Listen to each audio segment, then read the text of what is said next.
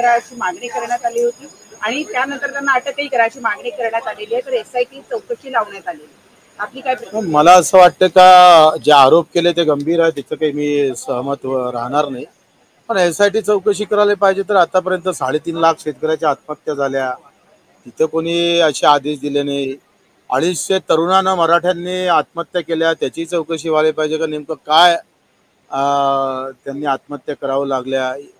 ठीक आहे ना, आपण मनोज जरांगे पाटलांची जर एसआयटी चौकशी ते कोण बोलतो धनी आहे हे काळात असं मला वाटतं ह्या बाकी बाबतीत पण त्याच्यात ते अंतर्भूत केलं पाहिजे.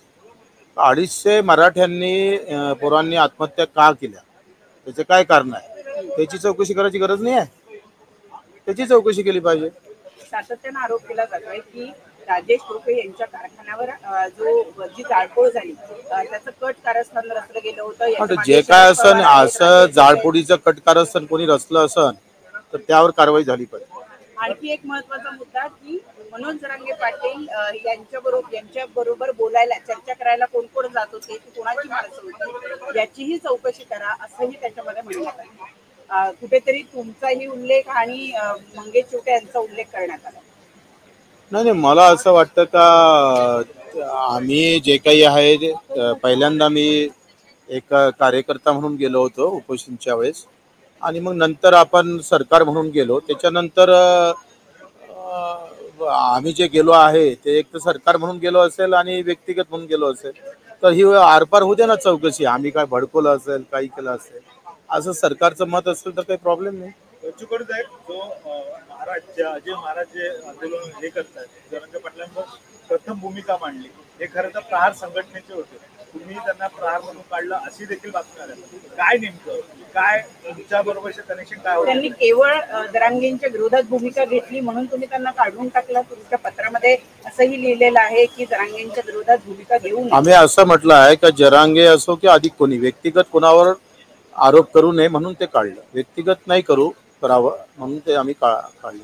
याबद्दल त्यांना बारसकरांना जेव्हा मी प्रश्न विचारला तेव्हा ते म्हणाले की मला दुःख आहे की माझ्या कठीण प्रसंगात बच्चू भाऊंनी माझ्या मागे उभं राहायला पाहिजे होतं, तर नेमकी त्यांनी माझी साथ सोडली. हे सगळं बरोबर आहे, पण एखादं आंदोलन उभं राहत असताना त्या आंदोलनाच्या संदर्भात व्यक्तिगत टीका टिप्पणी करणं हे पक्षाच्या हिताचं नाही, म्हणून आम्ही तो निर्णय घेतला. ही जी आता एसआयटी लावण्यात आली आहे, या एसआयटीतून काय निष्पन्न होईल असं तुम्हाला वाटतं? सत्ताधारी आरोप करतायत की शरद पवारांचं हे कारस्थान आहे, विरोधक आरोप करतायत की नाही सत्ताधारी पक्षातलाच एक पक्ष जो आहे तो या सगळ्यांच्या मागे. माझं काय म्हणणं आहे, आरोप काही असू शकतो, पण हे तर खरं आहे ना, सत्य आहे का 75व्या वर्षामध्ये मराठे 11 मुख्यमंत्री झाले, 140 मराठे हे आमदार आहे, मग आरक्षण का भेटलं नाही? तो भाग जो पाहिला सरासरी मराठवाड्यातला सगळ्यात जास्त त्याच्यात प्रभावित आहे, त्या भागातल्या लोकांना एकानं आरक्षण भेटलं नाही.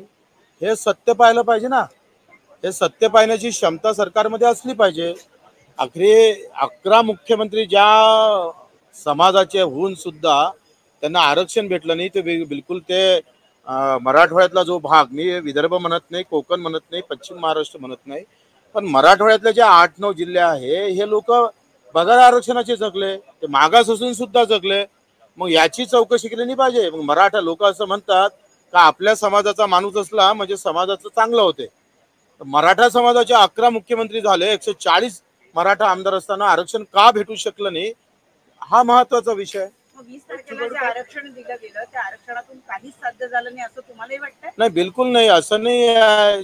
शिंदे साहेबांना जे छातीले माती लावून आरक्षण दिलं आणि कायदा केला तो टिकणारे आहे.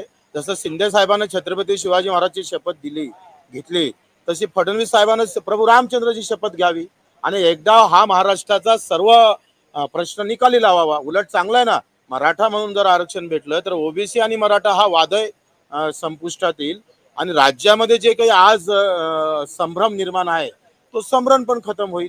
कुठेतरी तुमचा उत्तराचा रोग जो आहे तो पुन्हा एकदा फडणवीसांकडे दिसतोय. तुम्हाला असं म्हणायचं आहे का की मुख्यमंत्री? बिलकुल नाही. मला वाटतं मुख्यमंत्र्यांनी जसं शपथ घेतली तसं संभ्रम निघासाठी फडणवीस साहेबांनी शपथ घ्यायला काय हरकत आहे? तुम्ही ज्या पद्धतीने एसआयटी मी काही वाईट नाही म्हटलं, तुम्ही ते उलट घेणार मला माहित आहे, पण मी सरळच सांगतोय. बच्चू भाऊ, तुम्ही ज्या एसआयटी संदर्भात बोलताय, कारण की सरकारने आता मनोज जरांगेची एसआयटी सांगितली, मराठ्यांचे जे आतापर्यंत मृत्यू झाले त्यांची एसआयटी तुम्ही म्हणताय, शेतकऱ्यांची एसआयटी, कुठेतरी अशा पद्धतीने जर सरकार भूमिका घेत असेल तर तुमचा त्याला विरोध आहे का? की एवढं माझं आंदोलन काय उभं मत राहण्याचं- आहे का आखरी एखादं आंदोलन कुठं न्यायचं काय होत असेल, त्याच्यातल्या काही चुका झाल्या असेल, मुद्दामून ते ताणून ठेवल्या जात असेल किंवा जाणीवपूर्वक सरकारले बदनाम केल्या जात आहे, याच्यासाठी त्या कुणीतरी त्याच्या पाठीमागचा बोलता धनी कोण आहे ते पाहायचं असेल. हे जसं बरोबर आहे तसं माझं असं मत आहे की 250 मराठ्यांनी पोरांनी आत्महत्या केल्या, त्याच्यावर आपल्याला विचार नाही करावा लागेल, त्याच्यावरही विचार करावा लागेल. पण या सर्व गदारोळामध्ये शेतकरीला जी मदत मिळायला पाहिजे होती अवकाळीमुळे त्यांना कुठेतरी ही मदत मिळत नाही असं वाटतं तुम्हाला? कसं आहे माझं तर असं मत आहे त्या अवकाळी मदतीपेक्षा केंद्राच्या धोरणामुळं राज्याचं शेतकऱ्याचं देशातल्या शेतकऱ्याचा कोटी रुपयाचं नुकसान झालं. आज उद्या पंतप्रधान यवतमाळला आहे आणि यवतमाळला त्यांनी शपथ घेतली होती मागच्या 10 वर्ष अगोदर का 50% नफा देऊन आम्ही भाव काढू. आता तुम्ही यवतमाळला जात आहे पुन्हा आमचे मोदी साहेब, त्यांना मुद्दामून आठवण करून देतोय का तुम्ही पहिली निवडणूक जेव्हा जिंकली तेव्हा तुम्ही त्या एका गरीब शेतकरी महिलाच्या घरी जाऊन 50% नफा धरून भाव काढू देऊ असं तुम्ही तेव्हा आश्वासित केलं होतं. मग आता पुन्हा उद्या यवतमाळला आहे, त्यांना मुद्दामून आठवण करून देतो तुमच्या चॅनलच्या माध्यमातून तर ते 50% की गॅरंटी कहाँ है मोदी जी की? वो गॅरंटी होना ना हमको 50%. आज ते दिल्लीत आंदोलन सुरू आहे शेतकऱ्याचं, ते 50% नफा धरून भाव काढण्याचंच आहे. आणि इथं तर अशी खलबत आहे वांदा का कापसाचे 6,000 रुपयाचे 8,500 रुपये भाव 15% नफ्यानं पकडले होते, तरी केंद्रानं 7,500 दिले. 15% तर दिलेच नाही, मायनस मध्ये कापूस विकत घेतं सरकार. हे अतिवृष्टी जाऊ द्या हो, पण सरकार काय लुटतं ते पाहिलं पाहिजे. सरकार लुटतं शेतकऱ्याला. तुम्ही सत्तेमध्ये आहात, तुम्ही मग सत्तेमध्ये आहे का मी काय नमाज पडू का, नाही मी प्रार्थना करू का? आमच्या मायबाप शेतकऱ्याला वाट्यावर सोडून द्यायचं आणि जय पांडुरंग म्हणत राहायचं. हा धंदा बच्चूकडू कधीच करत नाही. नाही पण सरकारमध्ये आहे, सरकारचं मागणी केली पाहिजे ना सर. काहीच भेटणार नाही 100%. माझं काय म्हणणं आहे 5 लाख कोटीचं बजेट आहे राज्याचं, 20 लाख कर्मचाऱ्याला 2.5 लाख कोटीच्या वरते खर्च होते. किती होते? 2.5 लाख कोटीच्या वरते. त्याच्यात आमदार खासदार आणि माझ्यासारखे पेन्शन गिन्शन सगळे पकडलं तर ते जातं 3 लाख कोटीवर. आता 5 लाख कोटीमधून 3 लाख कोटी जर आम्ही कर्मचारी अधिकारी आमदार खासदारावर खर्च केले तर राहिले किती? 2 कोटी. 2 लाख कोटीमध्ये तुमचे रस्ते नाले काही गभाड गुभाड काय असन ते त्याच्यात गेलं, मग राहिलं किती?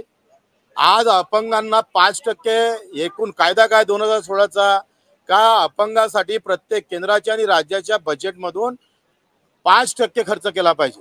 राज्य सरकार किती करतं? 1400 कोटी. 5% किती होते? 25,000 कोटी. मारली दांडी, कारण मत नाही आहे, मताचा हिशोब नाही आहे. शेतकऱ्यासाठी जास्तीत जास्त मागच्या वर्षात त्याच्या मागच्या वर्षात आत्ताच्या वर्षात 30-40 हजार कोटीच्या वरती खर्च केला नाही आम्ही अतिवृष्टीमध्ये दिले असन, अधिक कुठे दिले असन. मग जर 75% शेतकरी आहे, 7 कोटी लोक शेतकरी एकूण असेल आणि 40,000 कोटीमध्ये गुंडाळल्या जात असेल तर सुखी कसा होणार आहे? तो आत्महत्याच करणार आहे, तो आत्महत्याच करेल, दुसरं काय ती भेटणार आहे? ह्या सगळ्या भेकारचोड योजना बंद करून खऱ्या अर्थानं चांगल्या कुठेतरी बजेटमध्ये आम्हाला सन्मान दिला पाहिजे शेतकऱ्याला. बजेटमध्ये आमचा हिस्सा किती आहे? आमची जेवढी लोकसंख्या आहे शेतकऱ्याची तेवढी आमची भागीदारी पाहिजे नाही आम्हाला, ते भेटत नाही. कशाला जाऊ मी? काय कारण?